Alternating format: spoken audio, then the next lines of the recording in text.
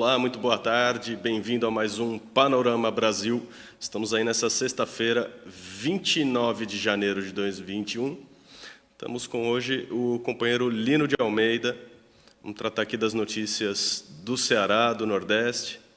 Mas antes, um convite para você ficar ligado na programação da Causa Operária TV.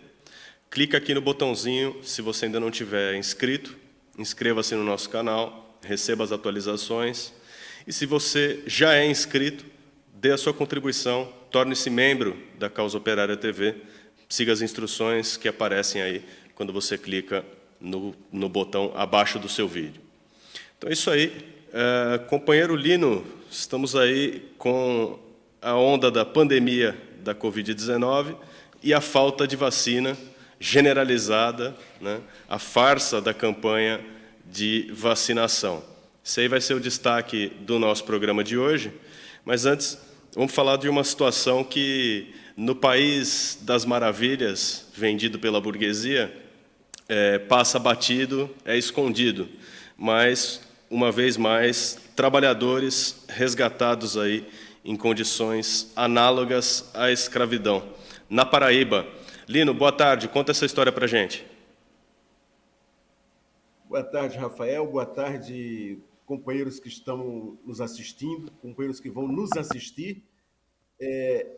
Realmente é uma situação muito complicada. Primeiro, existe a falta de emprego, existe uma situação de fome, de miséria, mas aí alguns empresários inescrupulosos,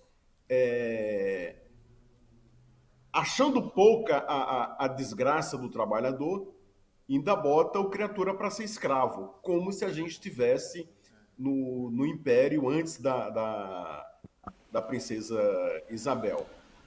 Ou seja, esses 11 trabalhadores atuavam em garimpos e minas de caulim. Quem não sabe o que é caulim, é um produto branco que serve, aqui na nossa região, a gente num complemento da sandália, que deve ter outras grandes utilidades, já que é um minério. E aí o Ministério do Trabalho, o MPT, apesar de ter sido retirado, eu nem lembro mais qual governo foi que foi retirado, se foi no governo Temer, se foi no governo do tanta desgraça que existe que a gente nem lembra mais quem foi o desgraçado que fez a desgracença. Então foi retirado o Ministério do Trabalho, mas tem alguns companheiros do Ministério do Trabalho que ainda continuam atuando. E eles conseguiram resgatar esses trabalhadores. Inclusive, o apelido desses companheiros nessas minas são de homens tatus. Quer dizer, significa que eles estão cavando o chão para poder encontrar esse caulim. Não é nada fácil o trabalho deles, que é totalmente artesanal. Eles estão amarrados e presos por uma corda, um carretel, e descem em banquetas de caulim. Ou seja, se uma corda dessa arrebenta, o cara cai lá embaixo e já era. Ou seja, a família não vai ficar sabendo, porque ele não tinha carteira assinada, ele não tinha nada que comprovasse que ele estava trabalhando, muito pelo contrário. Mas mostra o que é, como é ou como está a situação. Esses não foram os primeiros, não foram os últimos, e vão aparecer muito mais nessa situação. Inclusive, a reportagem diz aqui que iminentes de acidente, soterramento e morte.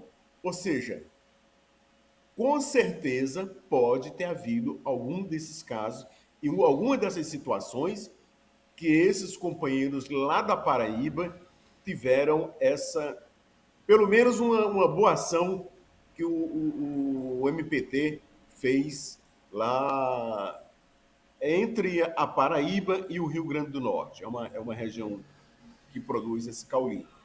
Então, nós temos que dá parabéns, pelo menos, ao pessoal que fez esse resgate. Inclusive, tem uma coisa interessante, que é alusivo ao Dia Nacional do Combate ao Trabalho Escravo, que é celebrado dia 28 de janeiro. Eu nem sabia mais que ainda existia esse dia. Acho que não é nem para existir mais esse dia de trabalho escravo. É para ter o dia do trabalho, que na verdade a gente não tem, que é o dia 1º de maio. E eu não sei se você ainda lembra, Rafael, que vários companheiros do MPT lá em Minas Gerais foram assassinados numa chamada chacina de Unaí, em Minas Gerais, ou seja, todos esses companheiros que vão fazer resgate, eles podem sofrer uma emboscada, podem ser assassinados, que não é tão fácil. Às vezes, não, mas esses empresários fazem, além de pegar o escravo desses operários, esses homens estatutos, eles podem ainda matar o pessoal do MPT que vai que vai tentar fazer um resgate dos trabalhadores. Não é nada fácil, não está nada fácil, como você mesmo disse, país das maravilhas. Esse é um país que precisa ser reinventado com urgência. Nós necessitamos que os trabalhadores tomem o poder. Se a gente não fizer isso urgentemente, nós não vamos ter um país para os nossos filhos, nem para os nossos netos. Então, há uma necessidade de que os trabalhadores tomem esse poder. É para isso que serve a Universidade de Férias. Conclamo também os companheiros que ainda não fizeram essa inscrição, que façam. R$100 é muito barato para você ter um curso de muita qualidade. Ou seja, com isso, você vai entender por que os trabalhadores devem tomar o poder. Porque os trabalhadores têm que ter os seus direitos e não ficar a reboque de grupos pequeno-burgueses ou a reboque de pessoas que estão interessadas única e exclusivamente no poder do país e não estão interessados no povo. Nós estamos preocupados com o nosso povo. Lino, passando para mais uma notícia aqui sindical, né, com relação ao trabalho, nós temos aí o anúncio dos bancários de que haverá greve, pelo menos no Banco do Brasil. A notícia já correu no Nordeste, os sindicatos estão se mobilizando? Os sindicatos eles estão fazendo aquele trabalho que eu diria que você não chegou a conhecer o trabalho na década de 70, você não era nem nascido ainda, mas era um trabalho pelego. Então, os sindicatos hoje eles estão praticamente nessa situação, nessa circunstância. Por isso que você vai encontrar muito companheiro do Banco do Brasil que ainda diz: não, mas eu vou defender o Bolsonaro, porque o cara não sei o que, tal, etc e tal. Então vai encontrar muito isso, porque os sindicatos, hoje, eles não têm a mesma preocupação que a gente tinha na década de 80, onde nós mudamos a visão do sindicalismo para um sindicalismo de luta. Somente aqui na nossa região, nós parávamos 8.000 trabalhadores.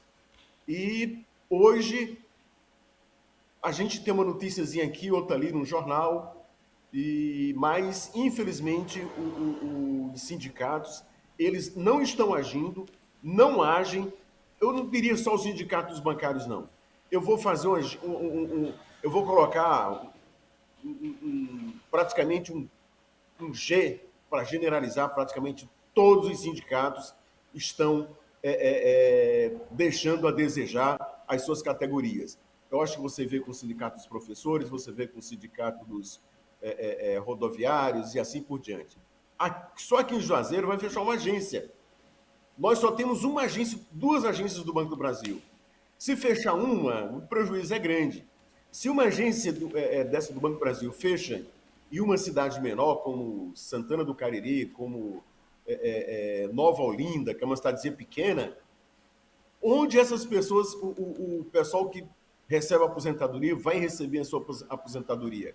Onde o comércio vai fazer o seu depósito e vai ter que viajar para o Crato ou para Juazeiro, dependendo de qual local ele esteja, vão ter um prejuízo muito maior. Ou seja, o prejuízo não é somente do bancário. O bancário é o primeiro elo da categoria. Mas os outros vão ser prejudicados, vão ser penalizados. E isso é uma coisa que nós já havíamos alertado antes do governo Collor, a gente comentava isso. Eu lembro que alguns companheiros quando eu falava essa questão do Banco do Brasil, o pessoal dizia que eu era doido. E aí eu tive muita tristeza quando eu vi o pessoal do banco, o funcionário do Banco do Brasil, naquela época, ele era considerado igual ao prefeito, igual ao juiz da cidade, etc. Ele tinha um poder por causa do poder de compra dele. Então, a gente dizia que isso iria acabar. Eles não acreditavam. Mas, como o sindicato ainda era um sindicato de luta, era mais ou menos passível para eles acreditarem. Só que agora a situação está muito mais complicada, está muito mais difícil, está muito mais tenebrosa. Vão ser 5 mil funcionários demitidos do Banco do Brasil e a única coisa foi uma greve de um dia, se não me engano, é essa de hoje. Eu não cheguei a passar na rua para ver como estavam as agências da minha cidade, mas pelo menos eu não tive notícia de que as agências estavam fechadas. Ou seja, se as agências da região não estão fechadas, ou se a adesão ela for muito pequena, não tem perigo do Bolsonaro privatizar o Banco do Brasil em 2 tempos, que na realidade é essa a intenção dele desde o começo, para entregar toda a carteira do Banco do Brasil ao Paulo Guedes. E aí já viu, o Banco do Brasil, que é o banco mais antigo do Brasil, nós vamos ficar vazio. Eu colocaria aqui os Correios, eu colocaria tantas outras empresas que estão aí à beira da privatização. Ou seja, nós que somos revolucionários temos que apoiar esses companheiros, ou os poucos companheiros que querem lutar, que querem sair às ruas para fazer a sua reivindicação, principalmente pela questão da não privatização do Banco do Brasil. Tá certo. Uma bandeira de luta importantíssima que o Partido da Causa Operária levanta.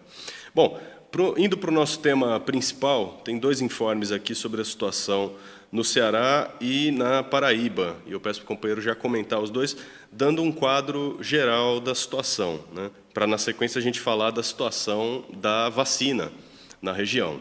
Bom, na Paraíba são mais 11 mortes e 1.044 casos confirmados, né, no ritmo que vem se desenvolvendo em escala nacional, um crescimento diário.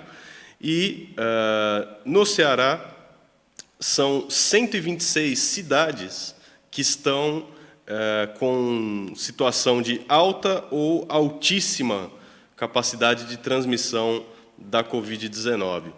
Então, eu pergunto para o companheiro, se o governo, né, do grande combatente de fascistas, do Cid Gomes, foi lá e resolveu isso daí com um trator, né? Como é que ficou essa situação no Ceará? Bom, fala um pouco do que está acontecendo na Paraíba. É um estado bem menor do que o estado do Ceará, mas você ter 11 mortes em 24 horas não é uma coisa agradável, não. E 1.044 novos casos confirmados. O que está acontecendo, na verdade, no país inteiro. Eu vou tentar sintetizar isso daqui, porque é uma situação de calamidade sanitária.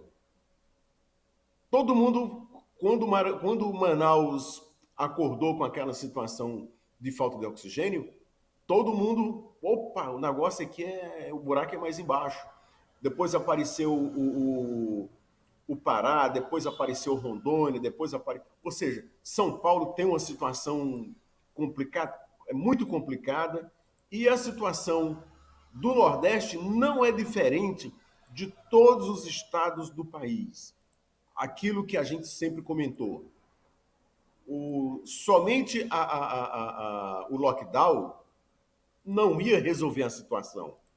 E aí, quando apareceu a primeira vacina, eita, beleza, ótimo, agora uma luz no fim do túnel. Só que essa luz estava apagada, os caras esqueceram de acender. Então, é uma situação hiper complicada, tanto na Paraíba, quanto a situação do Ceará, onde a transmissão é alta ou altíssima do coronavírus. Ou seja, como você acabou de falar, o grande tratorista Cid Gomes não foi lá para resolver a situação. Ele deve estar muito bem escondido lá em Brasília e não está aqui no Ceará para resolver a situação dessas cidades, que não são poucas. 126 cidades é algo, como é que eu vou dizer, muito grave, muito grave. Em levantamento similar, também feito pelo Diário do Nordeste, no último dia 20, o número de cidades em baixa transmissão reduziu de 15 a semana passada. Pô, quando se reduz de 15, significa que a situação estava alta. Mas se as cidades em nível alto ou altíssimo, em contrapartida, é um negócio. Inclusive, tem cidades do litoral oeste. Eu vou só citar algumas, já que são muitas, não dá para a gente. Eu vou citar aqui o que um infectologista, professor de medicina da UFC falou. O agravo acelerado em situação aponta um segundo momento da pandemia no Ceará, avalia o infectologista Roberto da Justa. Não temos a intensidade que nós observamos a primeira onda, mas temos claramente uma segunda onda se iniciando. É fruto da flexibilização das medidas de isolamento, principalmente depois da campanha eleitoral e dos festejos de fim de ano. O vírus continua circulando e se aproveitou dessa flexibilização.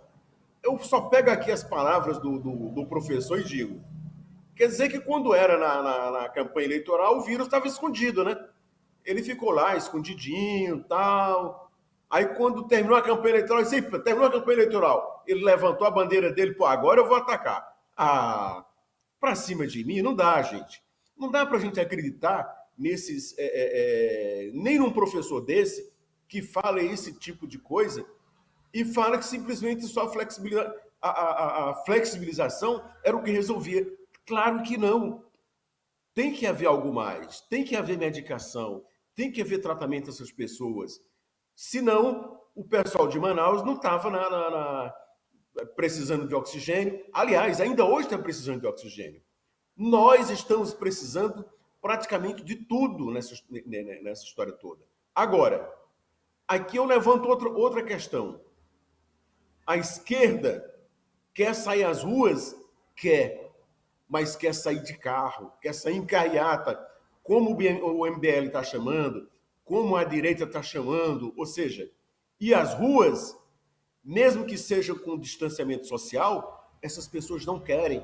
Não porque eu tenho medo. Sim, mas tu tem medo, mas tu no teu carrão lá, beleza, e o resto da população que se exploda. Não, pois eu digo, eu quero ir para as ruas, mas eu quero ir a pé. Eu quero ir com o povão. Eu não quero ir mostrar um carrão, até porque nem um carrão eu tenho. Eu quero conclamar aqui as pessoas que querem sair às ruas, que saiam, que vão para as passeatas, com máscara, com álcool gel. Agora, jamais sair de carro, jamais sair como se eu fosse um granfino, como se eu fosse eu não vou nem dizer o que é aqui nessa história toda, porque é complicado, gente. Nós somos trabalhadores, 99,9% dos trabalhadores não tem esse transporte para ir fazer uma carreata. E outra, essas pessoas que, mesmo pessoa que tem carro, a gasolina aqui na minha cidade custa R$5. Fica inviável você fazer uma carreata. A gente põe a gasolina só para dizer, olha, botei para a gente ir ali e acabou e pronto. E não tem. Então, é complicada a situação. A direita está atuando do jeito que ela quer e a esquerda está a reboque dessa situação, sem simplesmente mudar nem o discurso. Ninguém aqui, por exemplo, na minha cidade, fora o PCO, luta ou levanta a palavra de ordem fora Bolsonaro e Lula 2022. Ninguém, somente nós fazemos isso. O restante fica, sei lá, é uma palavrazinha, queremos vacina, queremos isso, queremos aquilo, queremos como é que chama? O auxílio emergencial. Sim, tudo bem, não descarto isso. Mas eu quero uma coisa maior do que isso. Eu não quero os R$300. Eu quero uma situação resolvida para os trabalhadores e não migalhas que caiam desse governo que nós costumamos falar de desgoverno, porque, na verdade, ele não governa porra nenhuma nesse país. Ok. Lino, infelizmente o nosso tempo está acabando, dá só para uma palhinha, um comentário para encerrar sobre a situação da vacina no Nordeste, né? A campanha nacional é uma farsa total, não tem vacina para todos os lugares, e queria um comentário rápido da informação direta, se estão tomando, qual é a medida, qual é a iniciativa que está sendo tomada aí para fazer parte dessa farsa nacional. O que os governos estaduais estão fazendo?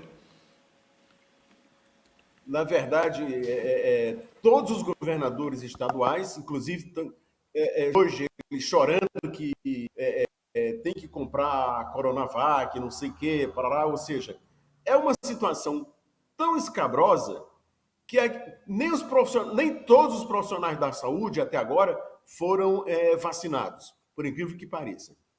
Agora, afora que chamam os profissionais da saúde, que em seguida vem o pessoal de mais idade, se eu não me engano, de 75 a 80 anos, esses me parece que estão sendo ou estão sendo chamados para essa vacina. Mas esses ainda não foram vacinados. Imagina o seguinte, se o pessoal da saúde, todo o pessoal da saúde ainda não foi vacinado, imagina o pessoal mais, como é que se diz, de mais idade, imagina o restante da população que era para ser todo mundo vacinado. É isso aí. Não vai chegar para todo mundo, não.